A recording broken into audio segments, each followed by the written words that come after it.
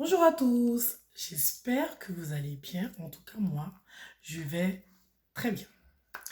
Avant de commencer la vidéo, je voudrais tout d'abord dire merci à ceux qui continuent à nous encourager et aussi souhaiter une très bonne rentrée aux enfants et puis notamment très bon courage aux parents et puis plein de belles choses sur la vie de vos enfants.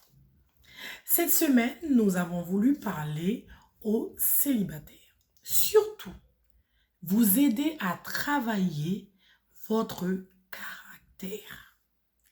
Il y a des choses que tu as que tu ne peux pas t'engager avec quelqu'un comme ça. Il y a des blessures que tu as, il y a des carences que tu as. Il est nécessaire, avant de t'engager dans une relation, de prendre le temps de soigner tout cela.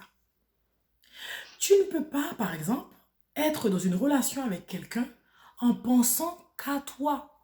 Tout le temps, moi, je. C'est pas possible. Tu ne peux pas être égoïste et en même temps vouloir avoir quelqu'un dans ta vie. Mais à quel moment tu vas vouloir apporter quelque chose à cette personne-là? Quand tu aimes une personne, tu dois apprendre à vivre à deux. Tu dois apprendre à partager.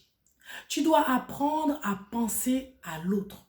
Par exemple, si tu vis avec quelqu'un, toi tu es épanoui dans ce que tu fais et cette personne ne cesse de se plaindre de son travail, du contexte dans lequel il évolue.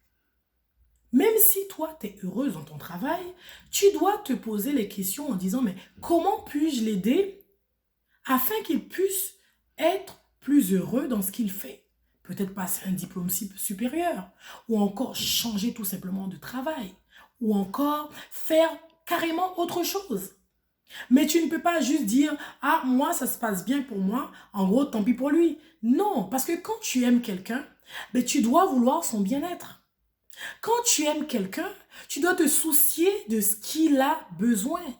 Quand tu aimes quelqu'un, tu dois te dire « Mais ce que j'ai là, par exemple, si j'ai un bout de pain, je ne peux pas le manger seul. » Quand tu rentres dans une vie de couple, tu ne peux pas continuer à vivre comme tu vivais quand tu étais célibataire. Rentrer quand tu veux, manger tout ce que tu as toute seule, ne pas penser à partager. Eh bien oui, hein, quand on vit à deux, à ce moment-là, il faut penser à partager, il faut penser au bien-être de l'autre, il faut penser au confort de l'autre. Et c'est comme ça aussi qu'on apprend à aimer une personne. Quand tu aimes quelqu'un, tu ne penses plus qu'à toi, mais aujourd'hui, avec la personne que tu veux acheminer, tu dois commencer à penser à deux.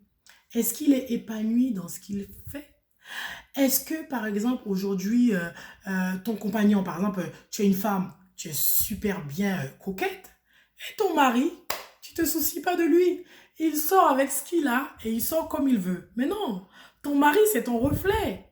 Donc, quand tu penses à acheter une jolie robe pour toi, tu dois penser à acheter une très belle chemise pour ton mari. Et quand tu sors avec ton mari, que vous puissiez vous ressembler.